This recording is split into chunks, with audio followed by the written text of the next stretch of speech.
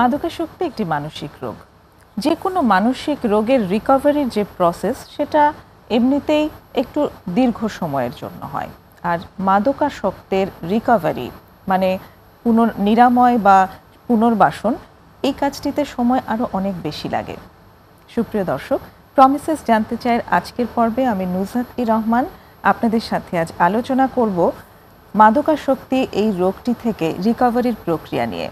আর এই আলোচনায় আজ অংশগ্রহণ করবেন সাহির জামিল, তিনি একজন অ্যাডিকশন কাউন্সিলর। সাহির, কেমন আছেন? ভালো আছেন? স্টুডিওতে থ্যাংক ইউ। আছি ভালোই যাচ্ছে। আপনি কেমন আছেন? হ্যাঁ, বেশ ভালো। আপনার সাথে এর আগেও আমাদের এই প্ল্যাটফর্মে গল্প হয়েছে, রিকভারি নিয়ে গল্প হয়েছে, আপনার নিজের রিকভারি নিয়ে আপনি কথা বলেছেন এবং আমার খুব ভালো লাগছে এবং গর্ব লাগছে আজকে যে আপনি বলছেন নিজেকে আমি একজন অ্যাডিকশন কাউন্সিলর। অ্যাডিকশন কাউন্সিলরের জায়গাটাতে নিজেকে আপনি এখন নিয়ে আসতে পেরেছেন, ভীষণ গর্বের। আপনার জন্য বিষয়টি কেমন? আমার জন্য বিষয়টি আসলে খুব অ্যামেজিং একটা ব্যাপার, কারণ যখন আমি অ্যাক্টিভ অ্যাডিকশন থেকে সাফার করছিলাম তখন কখনো চিন্তাই করিনি যে এরকম একটা ভালো লাইফ হতে পারে। সো এই জায়গাতে এখন আসা, ওই অ্যাডিকশনের সেই ডার্ক গ্রাসপের থেকে বের হয়ে আসা, তারপরে এখন একটা সুন্দর জীবন যেখানে ফ্যামিলি লাইফটা ভালো, ফিজিক্যাল হেলথটা ভালো, মেন্টাল হেলথ ভালো। সো এই জায়গাটাতে আসাটা ওয়াজ মানে কি বলবো যে রিয়েলি অ্যামেজিং, মানে খুবই গ্রেটফুল যে এই জীবনটার জন্য।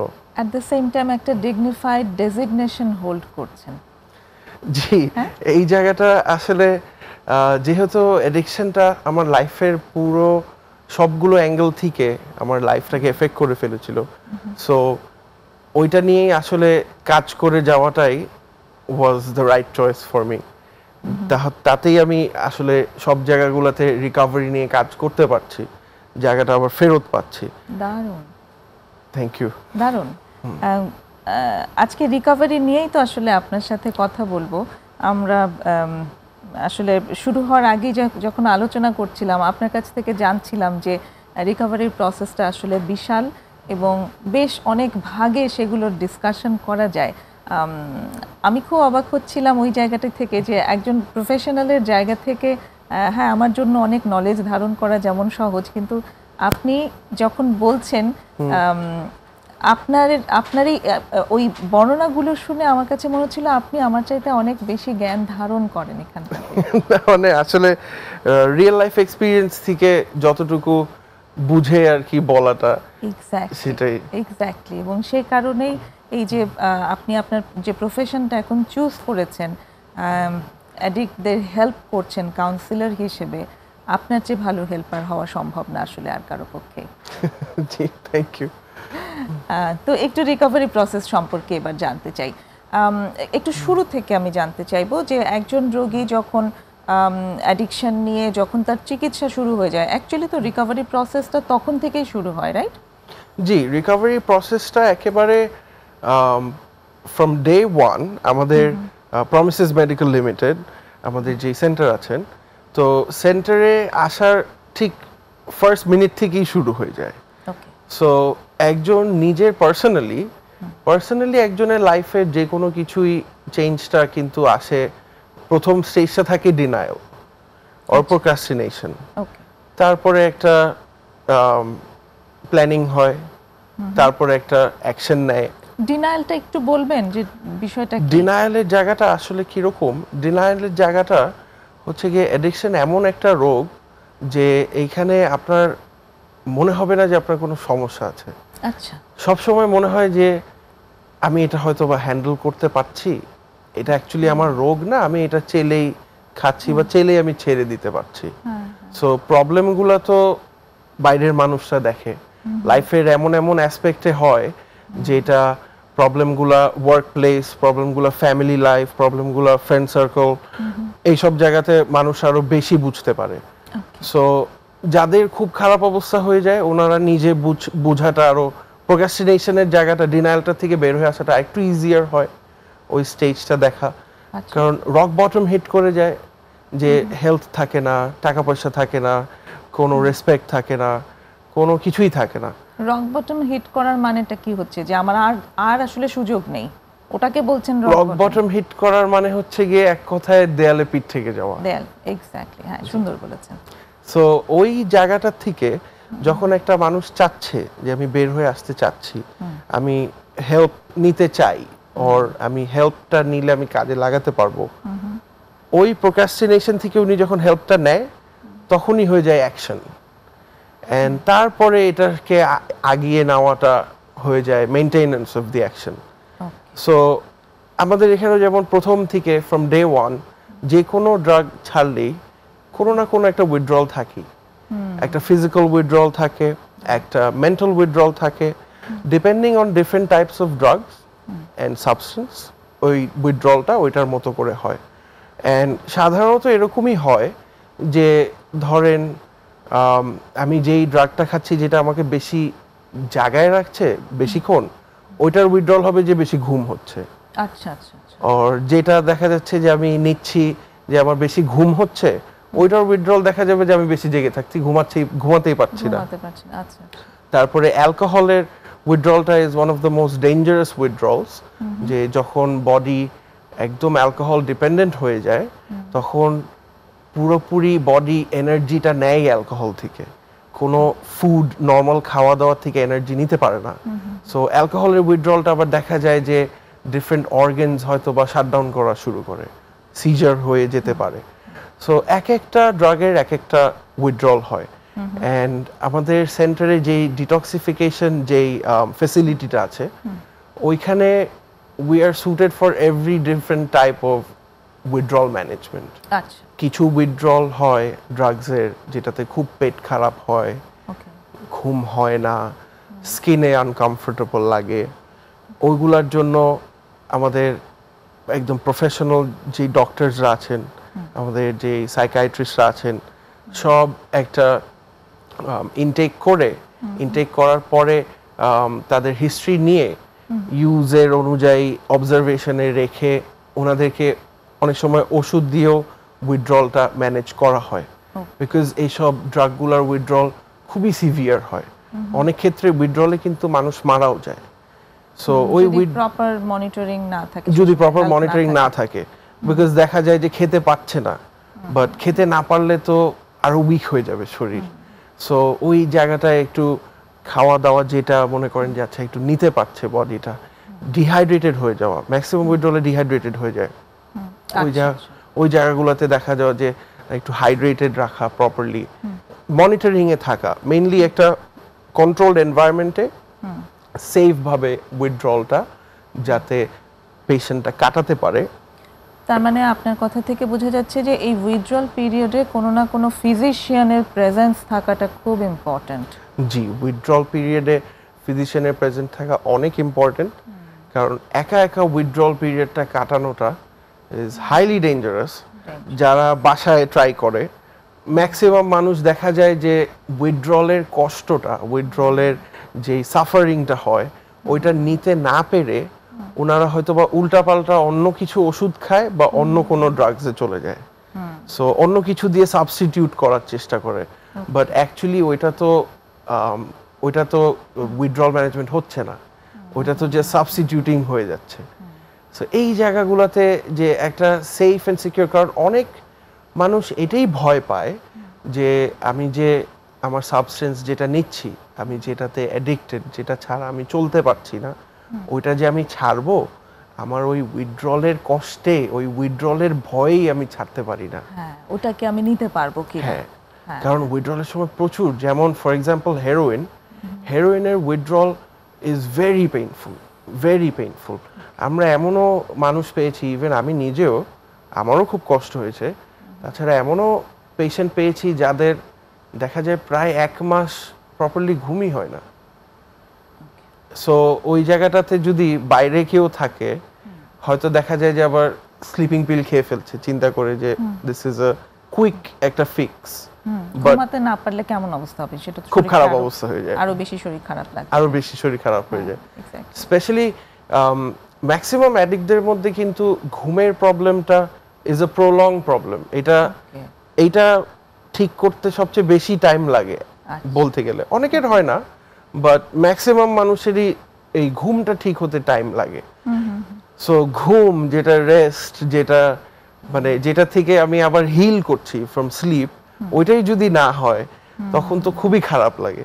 এক্স্যাক্টলি। ওই জায়গাগুলোতে আমরা যেভাবে করে পেশেন্টদেরকে একটু কমফর্ট দেওয়া, একটু এখানে মেডিসিনেরও কিছু ভূমিকা আছে, রাইট? আর জি, মেডিসিনের উইথড্রলটা যাতে একটু কম পেইনফুল হয় সেইটার জন্য কিছু মেডিসিন সেখানে দেওয়া জি, হয়। মেডিসিনের ভূমিকা থাকেই।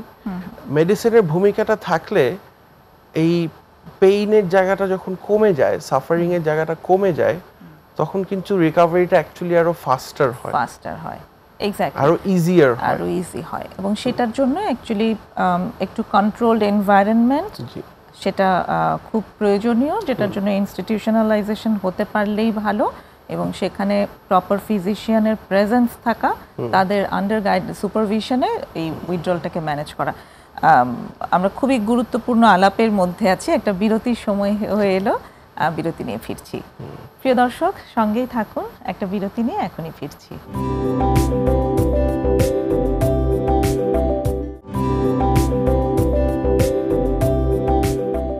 সুপ্রিয় দর্শক, ফিরে এসেছি প্রমিসেস জানতে চাই ছোট্ট বিরতি নিয়ে। আজ কথা হচ্ছে রিকভারি প্রক্রিয়া নিয়ে সাহির জামিলের সাথে। রিকভারি প্রসেসটা তো অ্যাকচুয়ালি ডে 1 থেকেই শুরু হয়ে যায়, যখন থেকে একজন রোগী ট্রিটমেন্টের আন্ডারে চলে এসছেন। এবার উইথড্রলটা একটা বড় পার্ট। আপনি বলেছেন যে 1 মাস পর্যন্ত প্রায় সময় লেগেও যায় অনেকের ক্ষেত্রে, যেখানে ফিজিক্যাল উইথড্রল থাকে। ইমোশনাল উইথড্রলের জায়গাগুলো আরো লম্বা সময় পর্যন্ত চলে, কিন্তু ফিজিক্যাল উইথড্রল অ্যাটলিস্ট 1 মাস সময় লেগেই যায়। তো এর পরের ধাপটা কি অ্যাকচুয়ালি, এবং সেটার জন্য আপনি বলেছেন যে কত সুন্দরভাবে এটাকে ম্যানেজ করা যায়। এটার যে কষ্টগুলো আছে, যে সাফারিংগুলো হয়, সেটা যখন আন্ডার গাইডেন্সে এই উইথড্রলটা করা হয় তখন সেটা সাফারিংটাও কমে যায়। এর পরের ধাপটা কি?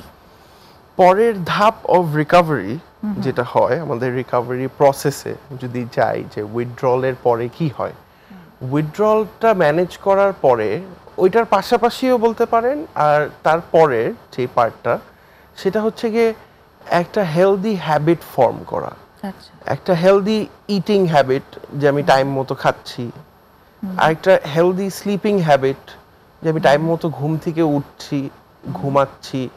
সো বডির যে ফিজিক্যাল জায়গাটা যেটা ড্যামেজ হয়েছে, যে আমি অ্যাডিকশনের সময় থাকা অবস্থায় অনেক সময় দেখা যায় যে আমি একদিনে 3 দিনের খাওয়া খেয়ে ফেলছি, অথবা আমি 3-4 দিন আমি একবেলাও খাচ্ছি না। সো এই জায়গাগুলোতে প্রপার একটা আমাদের ডায়েটিশিয়ান আছে, যে এই ডায়েটিশিয়ান নিউট্রিশন হিসাবে একটা মানুষের ওয়েট হিসাবে কতটুকু ইনটেক করতে হবে, কি ক্যালোরিজ হিসাবে, যে প্রোটিন কতটুকু, কার্বোহাইড্রেট কতটুকু, এরকম করে সেট করে দেয়। সেট করে দেওয়ার পরে মোটামুটি কম বেশি সবারই একটু সিমিলার ওয়েট হিসাবে, একটু প্রোটিনের ডিফারেন্স হয়। সো এটা করে ওই যে হ্যাবিটটাই আনা, যে আচ্ছা সকালবেলা ঘুম থেকে উঠে একটা ব্রেকফাস্ট টাইম, সবাই মিলে একটা গ্রুপ হিসাবে একসাথে ব্রেকফাস্ট করা, তারপরে সুন্দর করে ব্রেকফাস্ট করে প্রোগ্রাম জয়েন করলে প্রোগ্রাম জয়েন করে তারপরে একটু জিমে যাওয়া, ফিজিক্যাল অ্যাক্টিভিটি, একটু Sunlight, because Sunlight is a major part যে আমাদের ঘুমটা ঠিক করে।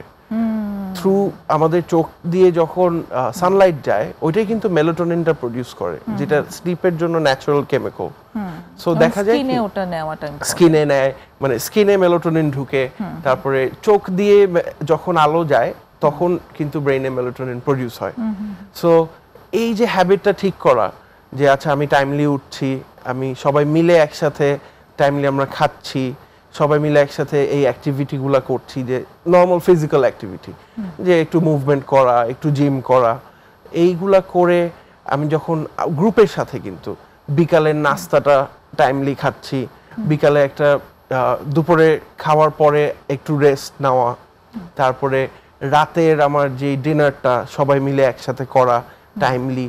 এই টাইমলি জিনিসটা যখন এই হেলদি ইটিং আর স্লিপিং হ্যাবিটটা হয়, একটু ফর্ম হয় কয়েকদিন পরে, সে ফর ইনস্টেন্স যে 3 মাসের মতো টাইমে, তখন দেখা যায় যে অটোমেটিক্যালি ওই টাইমে খিদা লেগে যায়, অটোমেটিক্যালি ওই সেম টাইমে ঘুম চলে আসে। তো ওই টাইমটাতে একটু দেরি হলেই মনে হয় যে খুব খিদে লেগে গেছে। সো ওই জিনিসগুলো ফিক্স করা, যে একটা নর্মাল মানুষের কিন্তু দেখা যায় যে দিনে ব্রেকফাস্ট করছে, লাঞ্চ করছে, একটা বিকালের নাস্তা থাকে, ডিনার করছে, একটু ফ্রুট ইনটেক করে, ভেজিটেবল খায়, এরকম মিলায়। আমরা যখন অ্যাডিকশনে থাকি আমাদের কিন্তু কোনো কিছুই ঠিক থাকে না। দেখা যায় যে খুব সুগারি ফুড খাচ্ছি, হয়তো বা আইসক্রিমের উপরেই আসি, অথবা দেখা গেল যে ফাস্ট ফুডের উপরেই আসি। সো ওই জায়গাগুলো থেকে এই যে হেলদি হ্যাবিটটা করা, তখন যে বডিটা ফিজিক্যালি রিকভার করছে from all the nutrition that you need, vitamins, nutrition, ওই জায়গাটাতে রিকভারিতে বডির উপরে মেইনলি কাজটা ওইটাতে হেল্প করে। নাইস।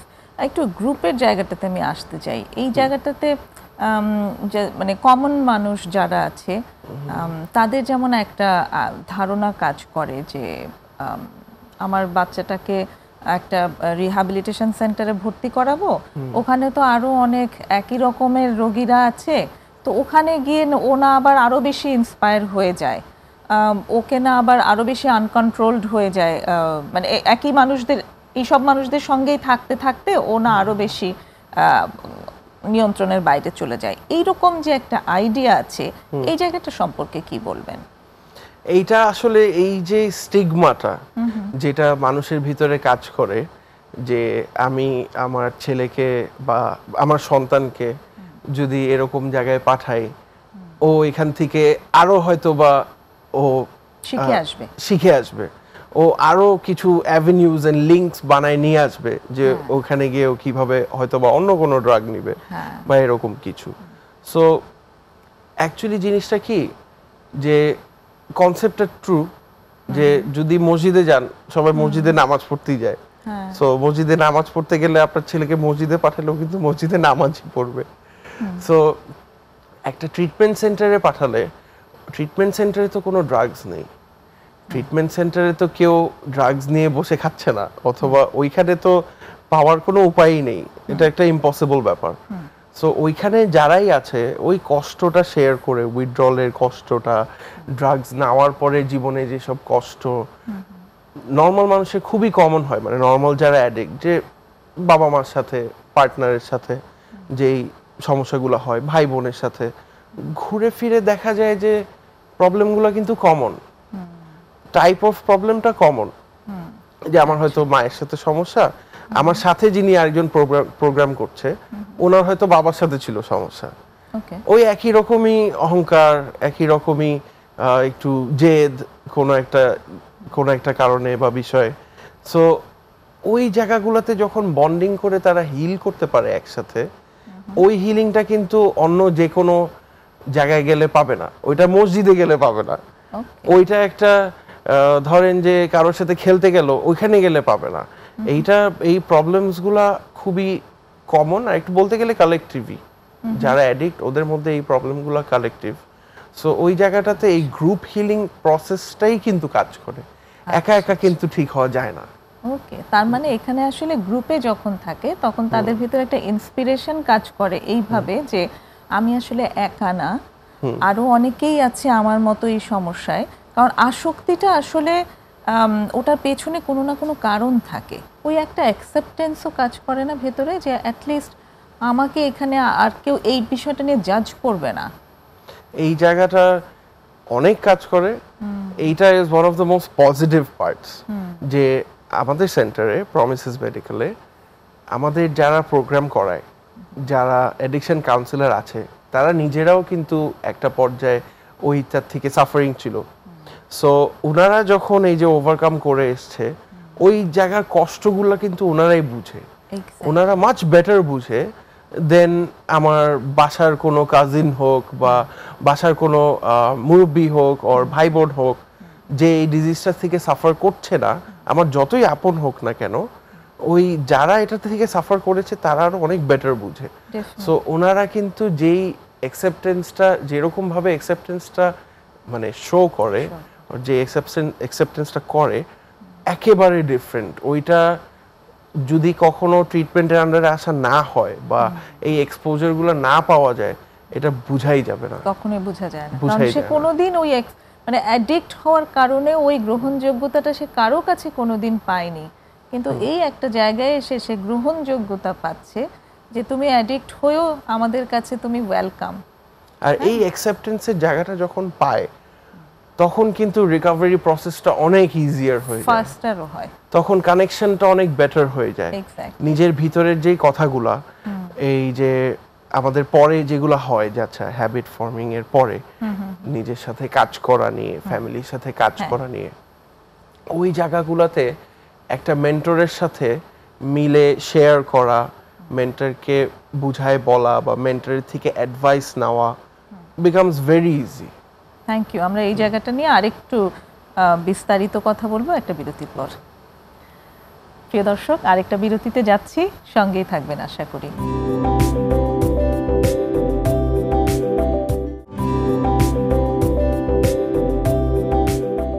চলছে প্রমিসেস জানতে চাই। আজ দেখছেন রিকভারি প্রক্রিয়া নিয়ে আলোচনা সাহির জামিলের সাথে। সুন্দর আলোচনা হচ্ছে, আমি খুব এনজয় করছি আজকে আপনার সাথে গল্প করছি, আসলে গল্পটা আমি খুব এনজয় করছি। আর যে ঠিক যেখানটাতে আমরা এসেছি যে এই যে পার্সোনাল ওয়ার্ক, নিজের সাথে কাজ করা, আপনি বিরতির আগে এই শব্দটা বলেছেন যে ডেইলি রুটিন সেট করার সাথে সাথে এবার নিজের ভেতরকার বিষয়গুলোকে নিয়ে এবার ডিল করা, যেটা অ্যাকচুয়ালি হয় একজন সাইকোলজিস্টের সাথে, রাইট?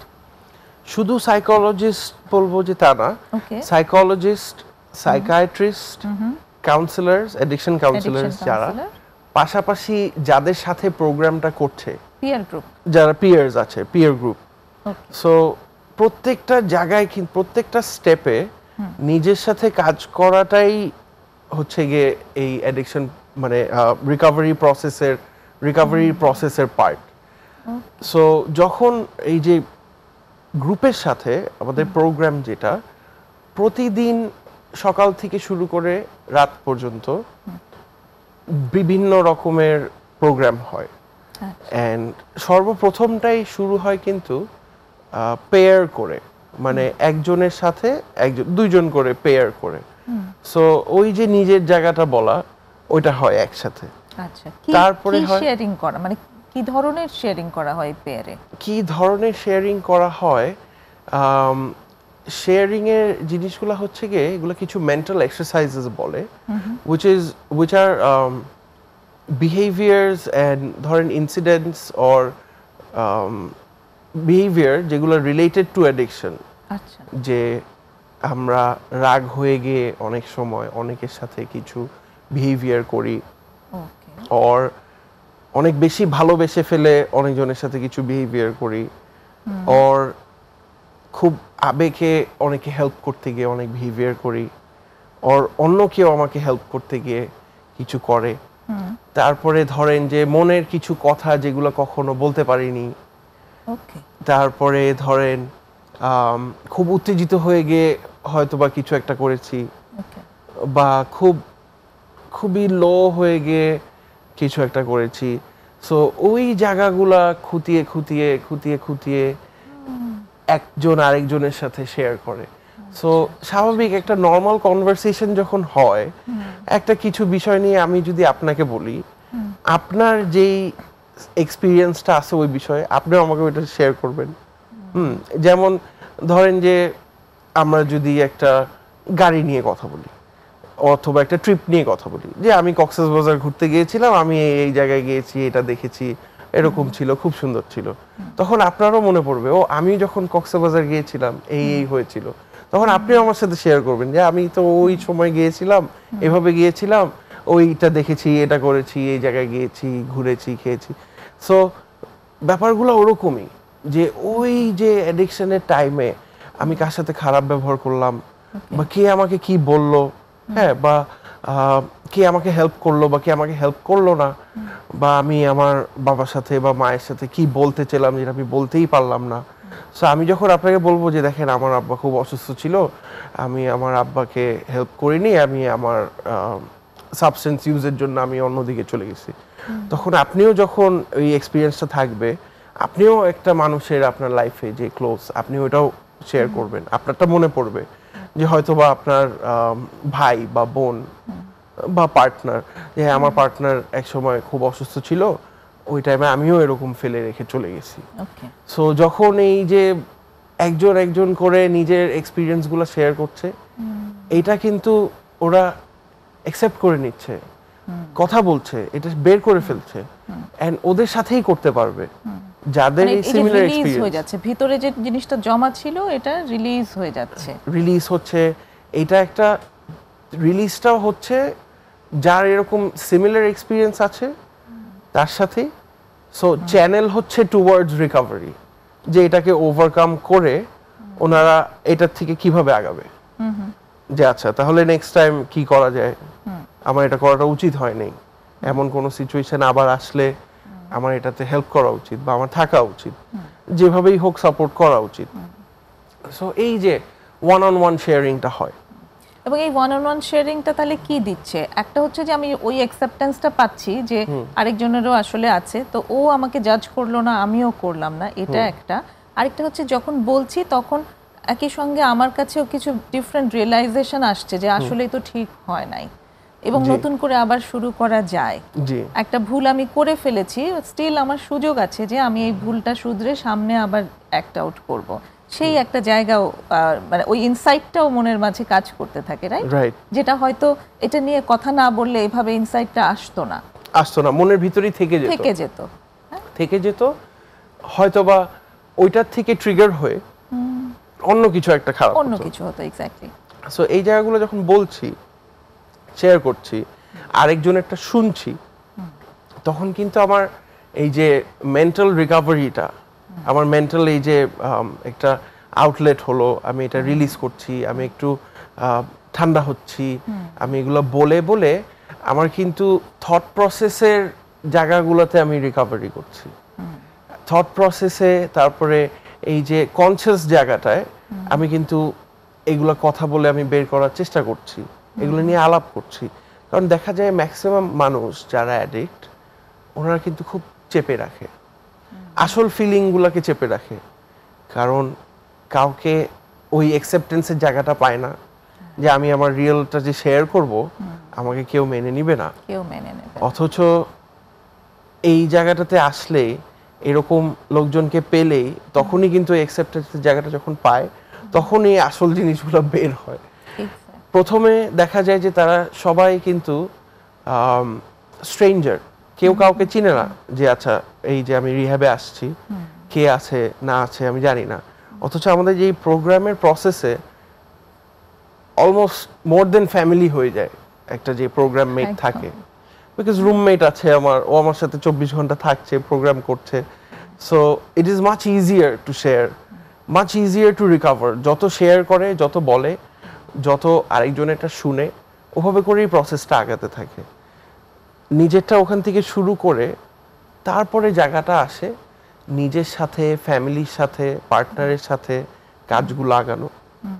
অ্যান্ড এই গ্যাপটা কিন্তু it's a very difficult gap to fill. যে আমার ফ্যামিলি, ফর এক্সাম্পল, যে ফ্যামিলি মেম্বারের সাথে আমার সমস্যা, সো আমি এখন প্রোগ্রাম করে আমি চাচ্ছি জায়গাটা ঠিক করতে। সো আমি যদি সাথে সাথে আমার ফ্যামিলির সাথে বসি, দেখা যাবে যে ওনাদের যেগুলো জিনিস খারাপ লাগা, ওইটা যখন বলছে আমার আরো বেশি খারাপ লাগছে, আমরা আগাতে পারছি না। সো এই জায়গাটাতে ব্রিজ হিসাবে কাজ করে সাইকোলজিস্ট, ব্রিজ হিসাবে কাজ করে অ্যাডিকশন কাউন্সিলার্স। অ্যাডিকশন কাউন্সিলার্স আমাদেরকে নিজের থট প্রসেসটাকে তাদের যে এক্সপিরিয়েন্স থেকে তারা যেভাবে জানে, তারা যেভাবে করেছে, ওই থট প্রসেসটাতে আনা, যে চিন্তা ভাবনাটা কিভাবে করব, পজিটিভটা কি, নেগেটিভটা কি, আউটকামটা কি হতে পারে, লাভ কি হতে পারে, ক্ষতি কি হতে পারে, সবগুলো জায়গায় একটু চিন্তা করে একটা ডিসিশন নেওয়া, একটা কথা বলা। আমাদের অ্যাডিকশন কাউন্সিলররা আমাদেরকে এই জায়গাতে এবল করে, হেল্প করে। এই যে ফ্যামিলির সাথে যে ব্রিজটা, ওইটা কিন্তু সাইকোলজিস্টরা করে। সাইকোলজিস্টরা ফ্যামিলির সাথে বসে আলাদাভাবে, পেশেন্টের সাথে বসে আলাদাভাবে, যে তাদের কি অবস্থা, তারা কি মনে করছে, কোথায় আছে, বেটার হয়েছে বা কি গোলস আছে, কতটুকু ওই গোলসের জন্য কাজ করতে চাচ্ছে, উইলিংনেসটা দেখে, অ্যাকশনগুলো দেখে কতটুকু আগালো, কি অ্যাচিভ করতে পারলো কি করতে পারলো না। সো এই জায়গাগুলো মিলিয়ে দেখা যায় যে অনেক রকম ফ্যামিলি ইস্যুস, যেটা ফ্যামিলির সাথে ডিরেক্টলি কথা বললে বা ওই জায়গাটা থেকে শুরু করলে হতে পারতো যে সিচুয়েশনটা আরো খারাপ হয়ে যাবে, ওগুলো রিকভার করা খুবই ডিফিকাল্ট। ওই জায়গাটাতে সো দ্যাট কারোরই কোনো ক্ষতি না হয়, কারোরই কোনো দিক দিয়ে কোনো রকম কি বলবো মন খারাপ বা লস বা কোনো খারাপ কিছু না হয়, এখানে কাজ করে সাইকোলজিস্টরা। যে তার মানে হচ্ছে বলতে চাচ্ছেন যে এই যে একটা ব্রিজ তৈরি করাটা ভেরি ইম্পর্টেন্ট। আমরা যেটা নিয়ে আসলে বিরতির পরে কথা বলবো, একটা বিরতির সময় হয়ে এসছে। তো তারা ইনডেপথে কাজ করতে থাকেন পেশেন্টের সাথে যেমন, তেমনি ফ্যামিলির সাথেও আলাদা আলাদাভাবে, এবং তারপর তারা আবার একসাথেও কাজ করেন, যেটা অ্যাকচুয়ালি ব্রিজিং এর কাজটা ওইভাবে হয়তো কমপ্লিট হয়। তো আরেকটা বিরতি নিয়ে আসছি আমরা, প্রিয় দর্শক, আরেকটা বিরতি নিচ্ছি, সঙ্গেই থাকুন।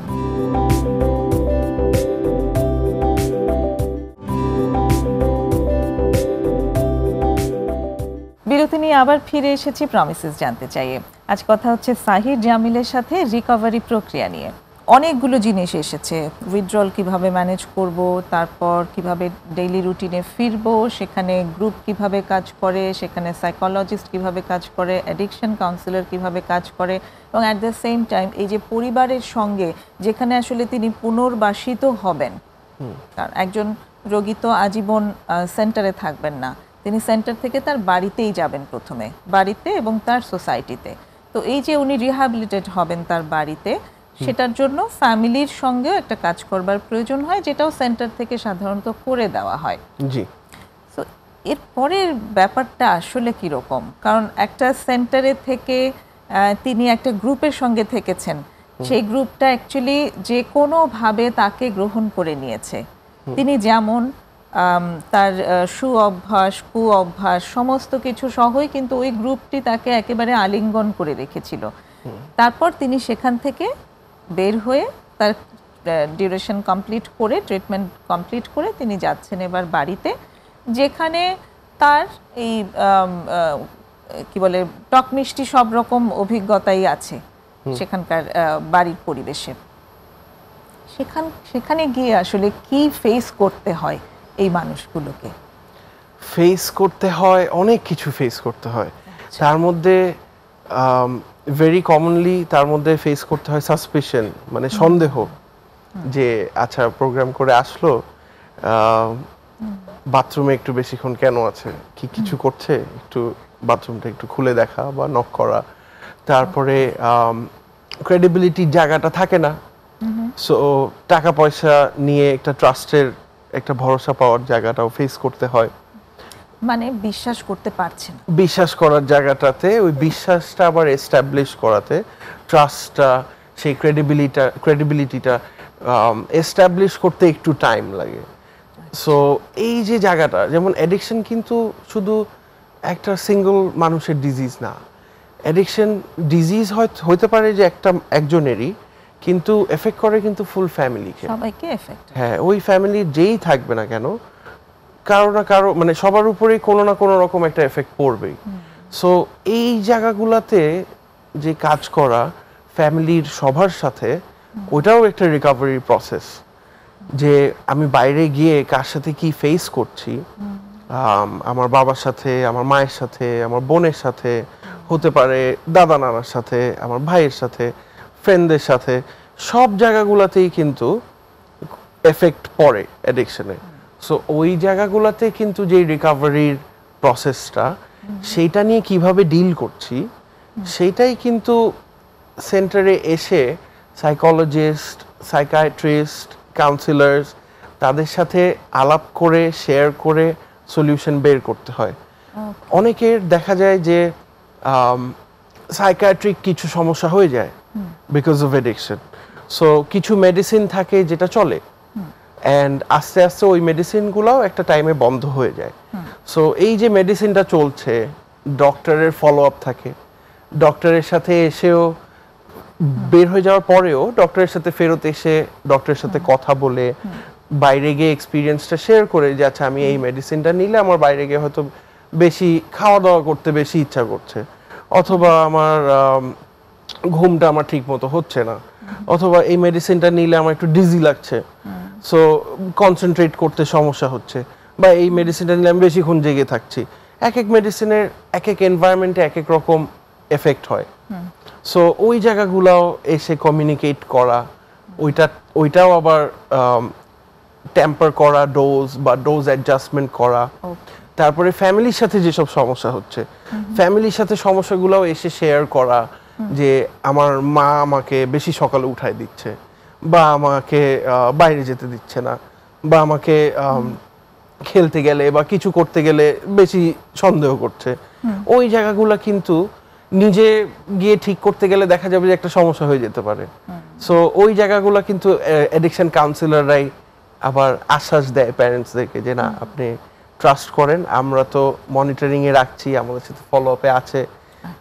আস্তে আস্তে কিন্তু মানে প্রসেসটা ওভাবেই হয় যে যাদের সাথে আমরা ট্রিটমেন্ট করেছি ওইটা যাওয়ার পরে বাসায় ফেরত যাচ্ছি, বাসায় গিয়ে এই যে এই ক্রেডিবিলিটির জায়গাটা এস্টাবলিশ করাতে আমাকে তো বিশ্বাস করবে না প্রথমে।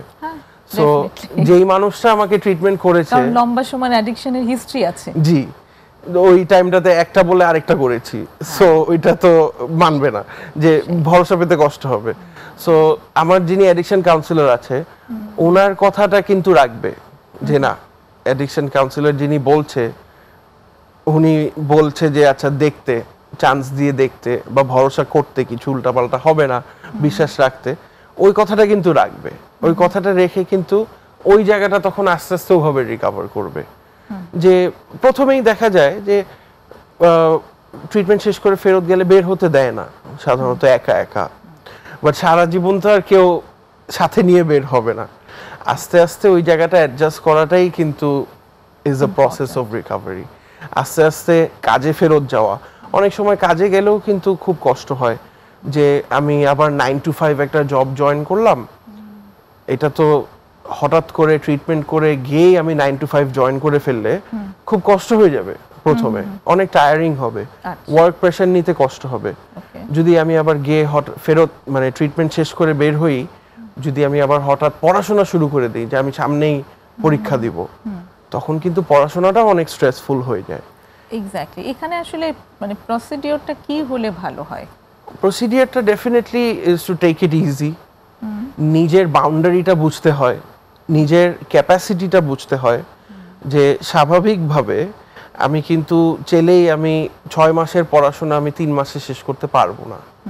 সো আমার যদি ওরকম রিয়েলিস্টিক গোলস রেখে আমার ওই 6 মাসেরটা আমি যেহেতু ট্রিটমেন্ট করেছি, আমার হয়তো এটা 1-2 মাস বেশিও লাগতে পারে।